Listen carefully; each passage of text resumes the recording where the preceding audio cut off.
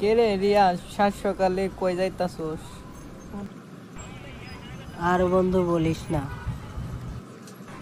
বাড়িতে থাকতে থাকতে জীবনটা পুরা একঘেয়ে হয়ে গেছে। তুই কোনে যাইতেছস? আমি আর কোনে যাব, তোর দশা আমার চল্লিশা। কে বন্ধু, তোর আবার কি হলো? আর বলিস না, কি হয়েছে আগে বলবি তো? আর স্কুলের সব বন্ধুরা পরীক্ষা শেষে ঘুরতে গেল, আমি যাইতে পারলাম না। কেন রে ফরাদ, বাড়ি থেকে যাইতে দিল না? বলিস আর বলিস না, আব্বারে এত করে বললাম, তারপরও আব্বা যাইতে দিল না। চল একটা কাজ করি, আমি আমার আব্বারে কই, তুই তোর আব্বারে ভালো করে বুঝাইয়া কর,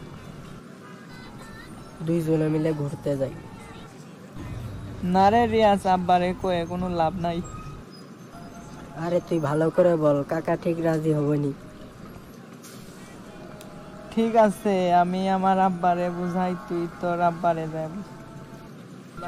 ঠিক আছে বন্ধু, এখন তুই তোর বাড়িতে যা, আমি আমার বাড়িতে ফিরে যাই। ঠিক আছে বন্ধু, তাহলে তুই যা।